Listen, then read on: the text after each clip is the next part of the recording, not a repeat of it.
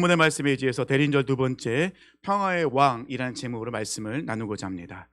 우리 한 번 더 인사할까요? 메리 크리스마스. 좀 일찍 기도 인사를 하네요. 그래서 대림절 때 계속 메리 크리스마스 인사하겠습니다. 오늘은 대림절 두 번째 주일인데요, 평화의 왕으로 오신 예수님을 기대하는 두 번째 촛불을 우리가 켜고 또 대림절을 지내고 있습니다. 우리는 그 누구도 예외 없이 평안한 삶을 살기 원해요. 마음이 평안해지길 원하고 행복해지길 원한다는 것입니다. 그런데 우리의 인생은 우리가 원하는 대로 평안한 삶을 살지 못할 때가 많아요. 늘 불안하기도 하고 걱정과 근심에 쌓여 있을 때도 참 많다는 것입니다. 현대인들의 가장 큰 적이라고 하는 것은 옆에 있는 사람이 아니라 스트레스라고 합니다. 스트레스. 이 스트레스를 안 받으면 좋은데 안 받을 수가 없어요. 살아있는 사람이면 다 받는다는 거예요. 근데 안 받는 사람이 한 명 있긴 있어요. 누군 줄 아세요? 미쳐있는 사람. 미친 사람은 스트레스 절대 안 받더라고요. 저희 동네도 이렇게 좀 미친 사람이 있었어요. 억양 좀 이상하네요. 죄송합니다. 근데 이분은 배가 고파도 웃고, 누가 뭐라고 해도 웃고, 계속 웃어요.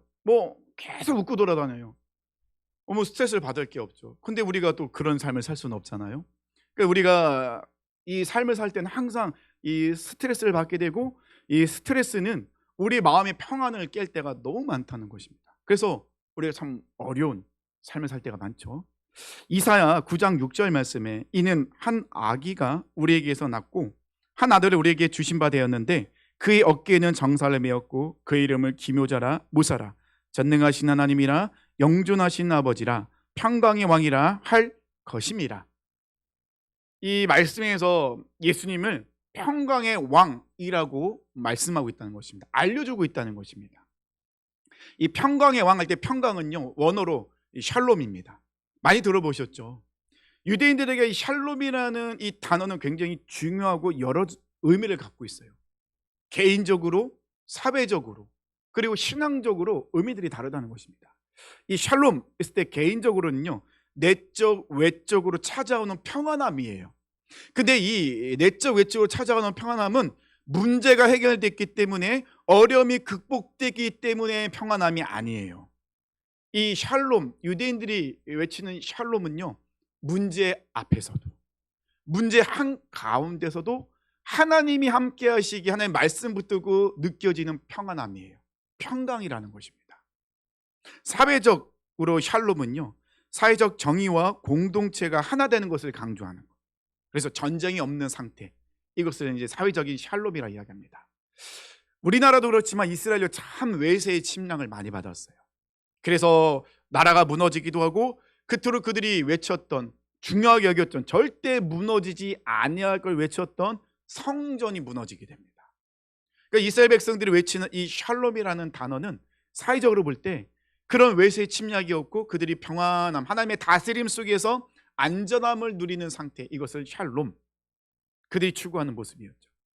신앙적으로 볼 때는요, 하나님과의 깨어져 있던 관계가 올바르게 회복이 되어서 질서, 하나님이 만드신 질서가 회복되는 거예요. 그러니 육적으로, 영적으로 회복한 상태를 샬롬이라고 이야기합니다.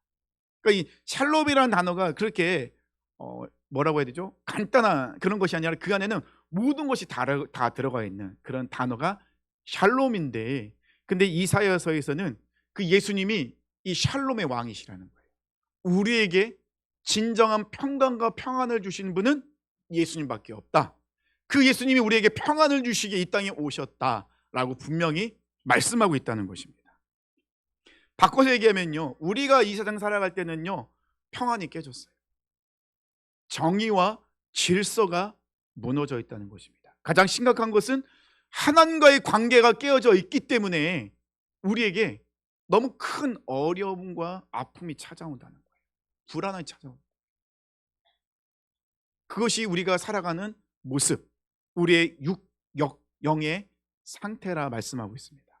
그래서 예수님께서 인간의 몸으로 이 땅에 오셨을 때 가장 먼저 그 소식을 들은 그 목자들이 이렇게 하나님을 찬양합니다.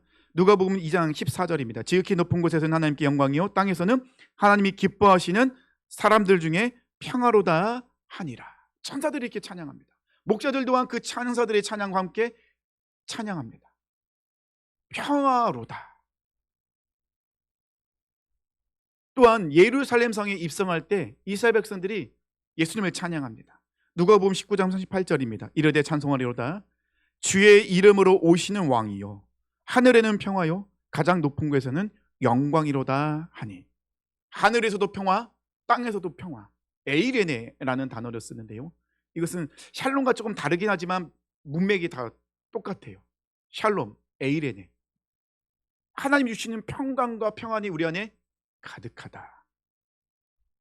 성경에서는요, 예수님만이 우리에게 평안을 주시는 분이다 라고 분명히 알려주고 계시다는 겁니다. 이 말씀 속에서 오늘 본문으로 돌아가면요, 오늘 본문에 시작하는 단어가 있습니다. 뭐라고 시작합니까? 그때라는 단어로 시작합니다. 근데 그때 할 때 이 단어는 원어적으로 볼 때는 카이로스예요.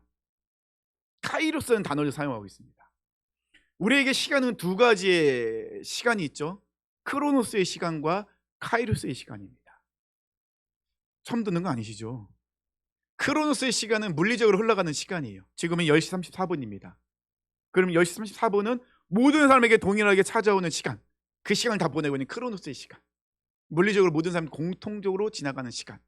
하지만 카이로스의 시간은 물리적으로 흘러가는 시간이 아니라 하나님과의 깊은 관계가 맺어진 아주 의미가 있는 시간. 그러니까 신앙적으로 볼 때 우리는요, 크로노스의 시간을 보내는 사람이 아니라 카이로스의 시간을 보내는 사람이어야만 된다는 것입니다. 우리가 보내는 이 시간, 우리가 지금 있는 이곳에서 하나님과 깊은 관계를 맺어야 된다는 거예요.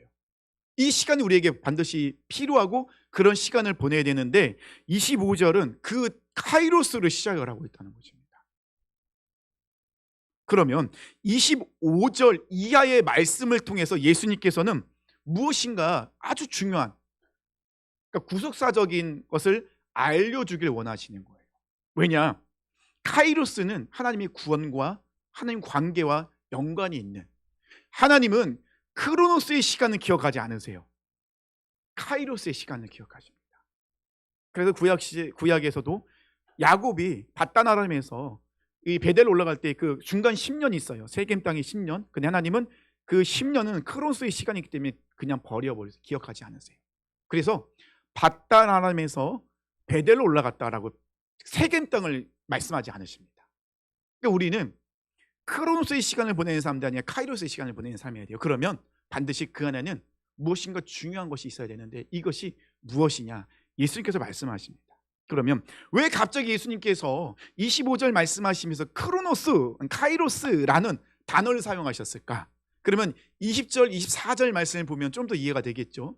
20절, 24절 말씀은 어떤 말씀이냐면요, 예수님께서 정말 큰 권능을 많이 행하시며 복음을 전했지만 그 복음을 듣지 않고 회개하지 않는 베세다, 고라신, 가버나움에라는 그 동네에서 책망과 심판을 선포하신 말씀이 20절, 24절 나와요. 그들에게 고라신과 베세다와 이 가버나움에 예수님께서 많은 능력을 행하시며 복음을 전하셨어요. 근데 그들이 예수님의 그 복음을 듣고도 듣긴 듣는데 돌이키질 않는 거예요. 회개하지 않는 거예요. 하나님께로 돌아가질 않는 거예요. 이런 모습에서 예수님께서는 그들에게 심판의 말씀을 전하십니다. 그러면서 카이로스를 외치시죠. 그 말은 뭡니까?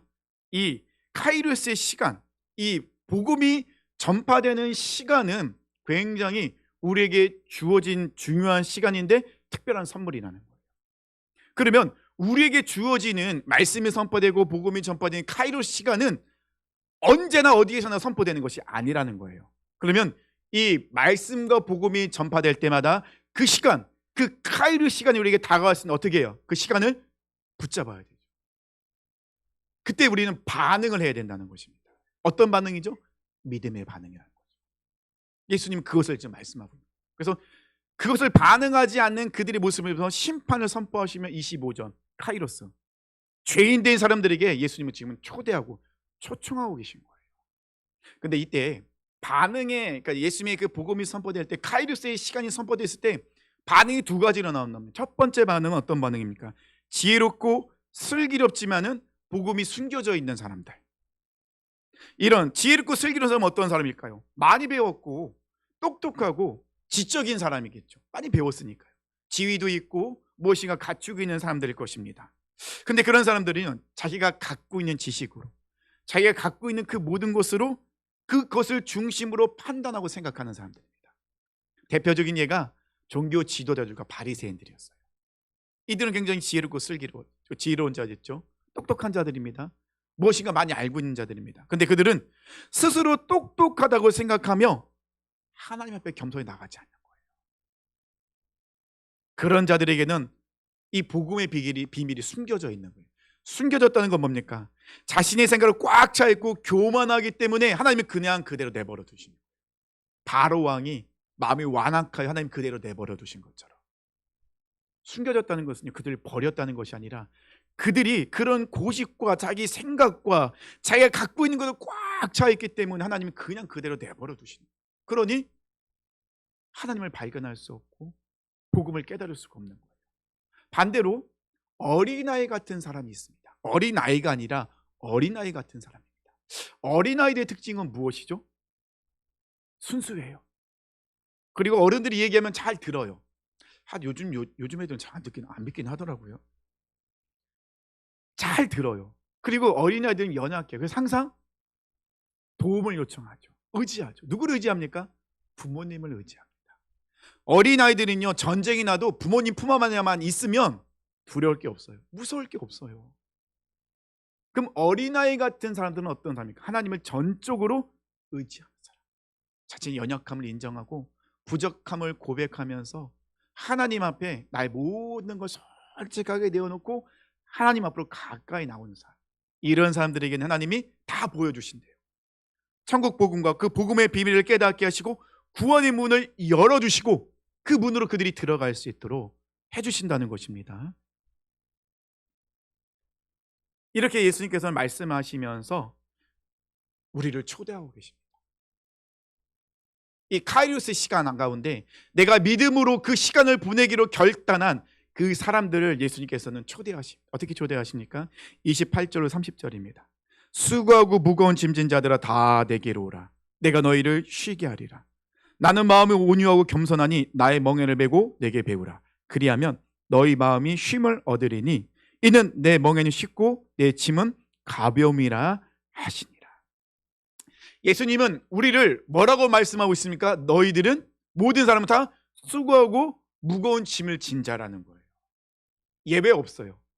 모든 사람은 다 수고하고 무거운 짐을 진 자들입니다. 어린아이라 할지라도 나름대로의 무거운 짐을 지고 있죠. 어려움이 있다는 것입니다. 내가 지고 있는 짐이 가장 무겁다고 느껴져요. 너무 힘들다는 거죠. 존 버년의 철로 역정 책이 있잖아요. 그 책에는 주인공 이름이 크리스찬입니다. 근데 이 크리스찬은요, 그림을 보면 아주 등에 자기만한 큰 짐을 지고 멸망의 도시에서 출발해서 좁은 문을 통과하여 천성 향해 달려가고 있습니다. 근데 이 크리스찬이요,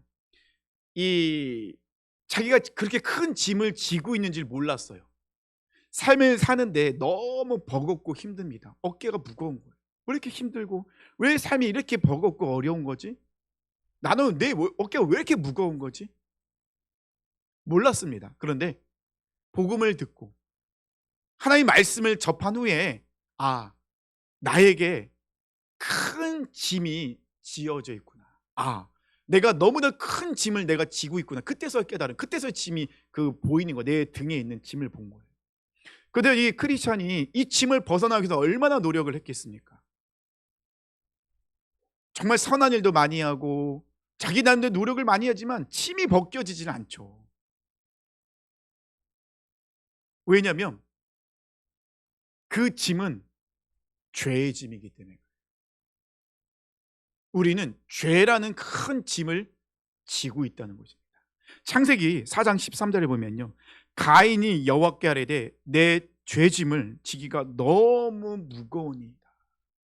가인이 아벨을 죽였습니다. 시기 질투로 하나님께서는 가인과 그 제사를 받지 않으시고 아벨과 그 제사를 받으셨어요. 그러자 가인이 너무 화가 나머지 아벨을 죽입니다. 이때 하나님이 가인에게 큰 벌을 내리시죠. 이때 가인이 하나님께 한 고백입니다. 내 죄짐이 너무 무겁습니다. 이 죄짐은 너무 무거워요. 시편 38편 4절입니다. 내 죄악이 내 머리에 넘쳐서 무거운 짐 같으니 내가 감당할 수 없나이다. 시편 기자도 고백하고 있죠. 내 죄짐이 너무 무거워서 내가 이것을 감당할 수가 없습니다. 죄 때문에 우리가 잘못된 것을 선택할 때가 많잖아요. 욕심으로 인하여 무거운 짐을 질 때도 많다는 것입니다. 사탄은요, 우리에게 끊임없이 죄책감이라는 짐을 우리에게 자꾸 얹어주고 있습니다. 너 거짓말했지? 너 도둑질했지? 너 예배 잘 안 드렸지? 너 다른 사람 미워했잖아. 욕했잖아. 계속해서 이 사탄은 우리에게 그 죄책감이라는 짐을 지게 하고 또 지고 또 위에 올려두다 보니 우리가 감당할 수 없는 그런 너무 무거운 짐을 지고 있죠. 너무 힘들다는 것입니다. 이때 예수님께서 우리에게 말씀하시죠. 수고하고 무거운 짐진 자들아 다 내게 오라. 내가 너희를 쉬게 하리라. 이 크리스찬은 길을 가는 동안에 이 죄의 짐이 너무 무거워서 가는 길이 너무 버거웠습니다. 아무리 노력해도 이 짐을 벗을 수가 없었어요. 근데 어디에서 이 짐이 벗겨집니까? 십자가 아래에서 이 짐이 덜컥하고 떨어져 저 낭떠러지로 떨어지게 됩니다. 그때서야 십자가 아래에서 이 크리스찬은 진정한 자유를 누릴 수 있게 되었어요. 근데 예수님 말씀은 여기서 끝나지가 않아요. 수고하고 무거운 짐진 자 다 내게 오라. 내가 너희를 쉬게 하리라. 우리 죄의 짐, 우리가 해결할 수 있는 이 죄의 짐은 오직 어디에서 벗을 수 있습니까? 십자가 앞으로 나갈 때 예수 그리스도를 통하여 우리는 그 죄의 짐을 벗을 수가 있어요. 그래서 예수님은 평강의 왕으로 오신 거예요. 이 죄의 문제는 무엇입니까? 하나님과 우리 사이의 관계가 깨지도록 만든 거잖아요. 그러면 하나님과 함께 있을 때는 하나님이 우리의 모든 것들을 책임져 주시고 이끌어 주셨어요. 그런데 하나님과 관계가 깨어졌습니다. 그러다 보니 어떤 문제죠? 내가 모든 걸 내가 다 책임져야 되는 거예요. 너무 버겁고 어려운 것이죠. 로마서 5장 10절에는요 이렇게 말씀합니다.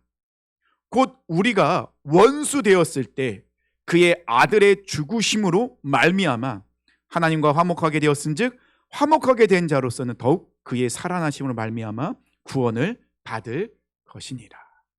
로마서에서는요 어떻게 심각하게 말씀합니까? 우리는 하나님과 원수된 자였대요. 무엇 때문에요? 죄 때문에. 우리에게 평강이 깨지는 가장 큰 문제는 무슨 문제라고요? 죄의 문제라는 거예요.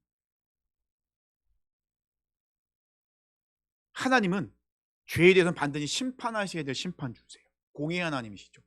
근데 우리는 자꾸 죄의 짐을 지고 있잖아요. 이 짐을 가지고는 하나님께 나갈 수가 없는 거예요. 그래서 로마서에서는 원수가 되었다는 것이죠. 생각해 보세요. 우리 가정에 집에 살아가는데 집안 식구가 원수인 거예요. 집에 들어가고 싶겠습니까?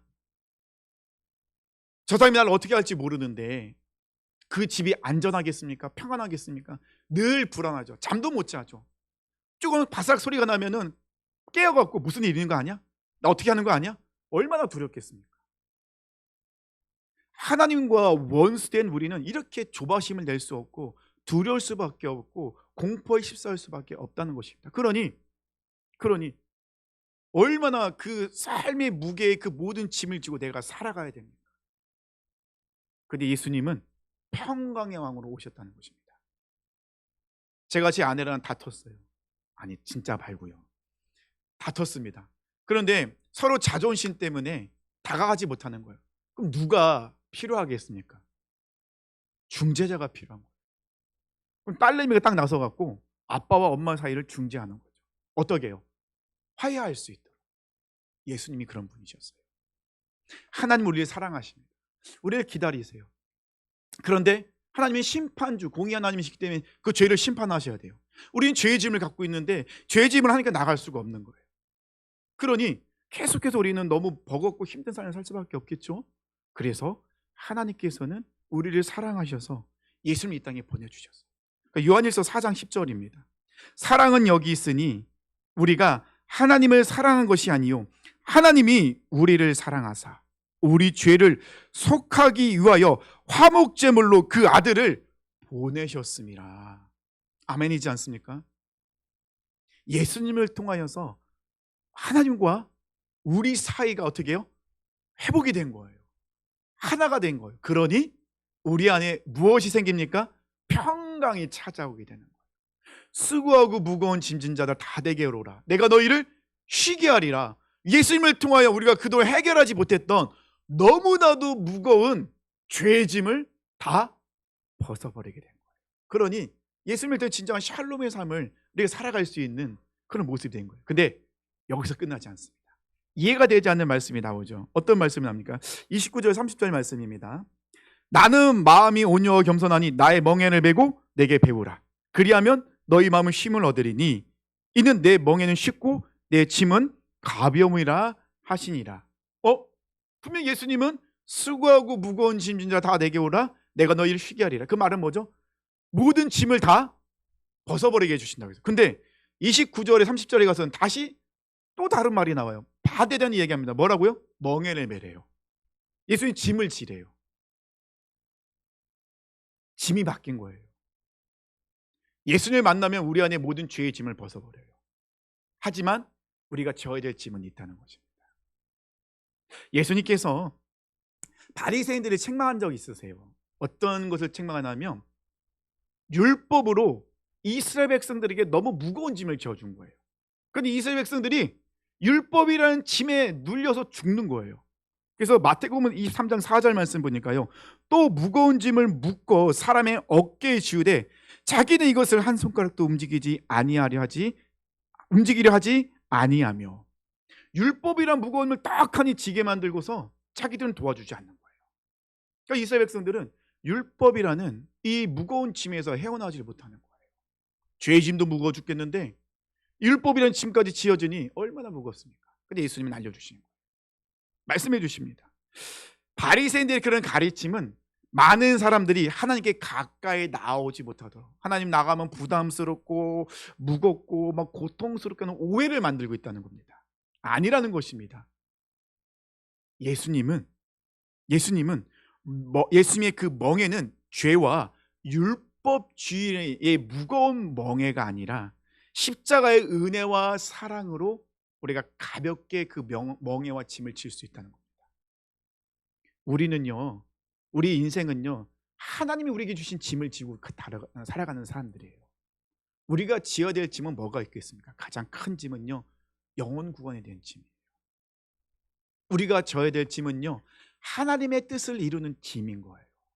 근데 우리가 하나님을 오해하거나 예수님을 깊게 만나지 못하면 이 짐이 무겁게 느껴지는 거예요. 그러니까 예수님이 알려주십니다. 나는 너희의 모든 죄의 짐을 다 벗게 했다. 대신 너희들은 하나님께서 너에게 주신 짐을 져야 돼. 그게 사명일 수도 있고요, 나에게 맡겨진 자녀, 부모님, 남편과 아내일 수도 있다는 거예요. 삶의 자리에서. 그런데 그 멍에와 짐은 어떻다고요? 가볍대요. 멍에가 뭔지 아십니까? 멍에는요, 농사기구예요. 농기구. 소 2마리를 한 결이라고 합니다. 이 소 2마리가 짝을 이뤄서 어깨에 기구를 연결합니다. 그러면 이 소 2마리가 연결되어 있는 거예요. 그러면 이 소는 같이 일을 하게 되는 거예요. 근데 이 멍에를 지을 때 경험이 많은 소와 경험이 없는 소를 같이 짝을 지어줍니다. 그러면 경험이 많은 소가 이 끌고 가는 거예요. 그러면 경험이 없는 소는 어떻게 하면 돼요? 따라가면 되는 거예요. 그러면 그 일이 버겁거나 무겁지 않아요. 왜요?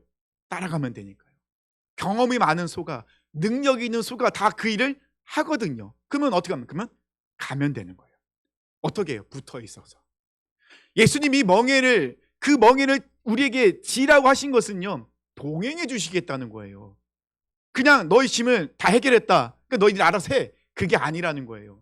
너의 죄의 짐을 벗었지만 네가 이 세상 살아갈 때는 해야 될 것이 있잖아. 그러면 내가 너와 함께 할 거야. 내가 같이 그것을 너희들이 감당할 수 있도록 내가 도와줄 거야.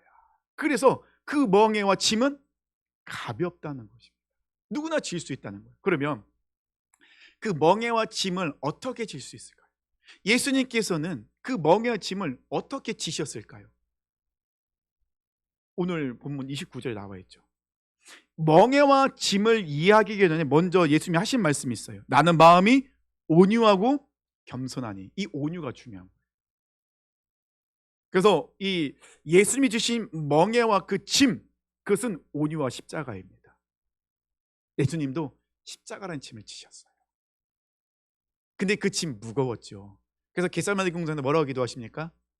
하나님, 이 잔을 내게서 옮겨주옵소서. 참 무겁습니다. 십자가를 참 무거웠죠. 근데 그 예수님의 그 십자가가 언제 가벼워졌습니까? 내 원대로 마옵시고 아버지 원대로 되기를 원합니다. 그러자 십자가가 가벼워져요. 놀라운 기적이 일어납니다. 그게 바로 온유입니다. 온유는요, 온유라는 것은 착하고 부드러운 게 아니에요. 이 말씀에 나오는 온유는요, 길들여졌다는 거예요. 예수님은요, 하나님의 말씀 가운데 길들여주셨어요. 바꿔 말하면요, 예수님은 하나님께 길들여져 있는 분이셨어요. 그래서 우리 예수님께서는요, 태어나면서 십자가를 지시기 전까지 항상 하셨던 것이 있죠. 뭐죠? 말씀대로 사셨어요.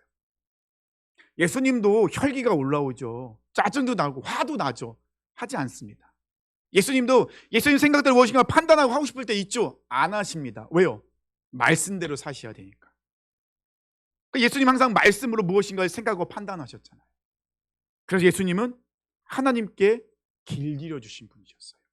그래서 그 말씀 안에 충만해져 있기 때문에 십자가라는 짐이 가벼워질 수가 있는 거예요. 온유라는 것은요, 내가 되고 싶다고 되는 게 아니에요. 온유는요, 하나님의 말씀 안에 들어가 있어야 돼요. 하나님의 말씀이 내 안에 충만해져야 우리는 온유한 자, 즉 하나님께 길들여진 자로 살아갈 수가 있게 된다는 것입니다. 그러면 하나님의 말씀이 내 안에 들어오면 가치관이 바뀌겠죠. 기준이 바뀌게 됩니다. 그 말씀이 나를 길들여줘서 하나님이 원하신 대로 살아갈 수 있게 되는 거예요. 그러면 우리가 져야 되는 짐이 무겁지가 않은 거예요. 주님이 함께 져주시고 함께 십자가 안에서 우리를 승리케 하셨습니다. 그래서 우리 삶의 자리에서 우리가 지어야 될 짐들이 참 많죠. 영혼 구원의 짐, 중보 기도의 짐, 하나님이 나에게 주신 사명을 이루는 짐. 특별히 우리가 지금 져야 될 짐은 어떤 짐입니까? 나라를 위해서 기도해야 될 짐. 근데 이걸 내가 혼자 진다고 생각해 보세요. 이 감당이 되겠습니까? 나 혼자서 이 나라를 위해서 어떻게 할 수 있겠습니까? 아무것도 할 수 없죠.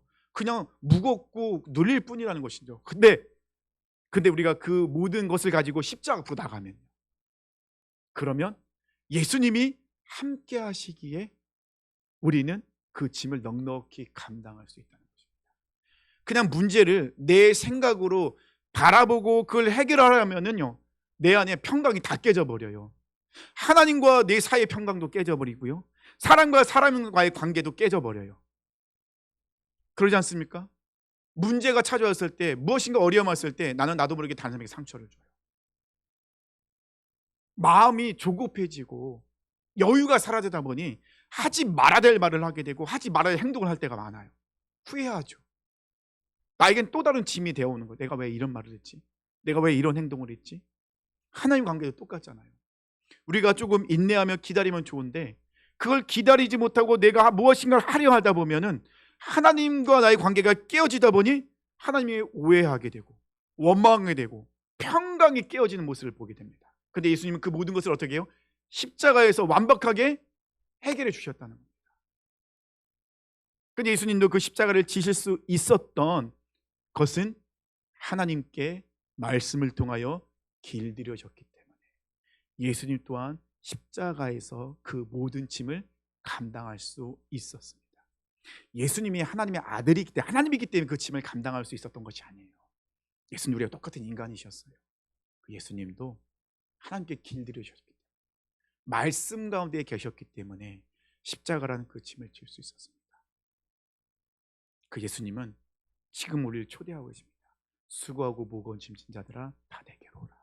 내가 너희를 쉬게 하리라. 죄의 짐에서 벗어나지 못하고 있는 우리를 초대하시죠. 카이로스의 시간이 우리에게 지금 선포된 겁니다. 우리가 예수님처럼 말씀을 가지고 십자가 앞으로 나가면 우리의 모든 죄의 짐을 다 벗어버릴 수 있습니다. 그러면 그때서야 우리가 져야 될 짐이 보이게 되죠. 하나님의 뜻을 이루는 그 짐, 하나님의 영광을 위해 살아가는 그 짐. 근데 그 짐 나 혼자 지는 게 아닙니다. 예수님이 우리와 함께 하시며 그 짐을 주십니다. 그리고 말씀하십니다. 나를 따라오라. 세상 끝날까지 난 너희와 떠나지 않을 것이다. 그 십자가에서의 그 사랑과 은혜의 짐으로 우리를 이끄십니다. 사랑하는 성도님들, 오늘 말씀을 통하여서 우리가 또 결단했으면 좋겠습니다. 우리는 예수님처럼 말씀으로 하나님께 길들여져야 됩니다. 그러면 우리 안에는요, 하나님이 주시는 평강이 넘쳐요. 하나님과 우리 사이의 그 평강이 회복되고요, 사람과 사람의 관계가 평강이 회복됩니다. 화목하게 됩니다. 둘을 하나로 만드신 분이 바로 예수님이시니까요. 여전히 문제가 보이고 세상이 보이십니까? 아직까지도 나는 세상에 길들여진 사람이기 때문에, 아직까지 내가 십자가 앞으로 온전히 나가지 못했다는 것입니다. 아직까지 내가 십자가에 죽지 못했기 때문에 그렇습니다. 죽어야 사는 것이 신앙의 역설입니다. 우리는 대림절을 보내고 있죠. 평강의 왕으로 오신 예수님, 죄의 문제를 해결해 주시고 우리에게 하나님이 주신 반드시 져야 될 그 모든 짐을 같이 지어주시겠다고, 그래서 우리 삶이 하나님께 영광 올리는 삶이 되도록 만드시겠다고 약속하신 우리 주님, 우리와 동행하십니다. 사랑하는 성도님들, 정말 이 대림절을 보내면서 더 깊게 묵상했으면 좋겠습니다. 하나님의 말씀으로 나를 길들여지게 해 주십시오 라고 기도했으면 좋겠습니다. 철저하게 하나님께 길들여진 자로서 십자가 앞에 나가서 주님과 동행함으로 승리하시는 우리 모든 사랑하는 성도들 되시기를 축원합니다. 그래서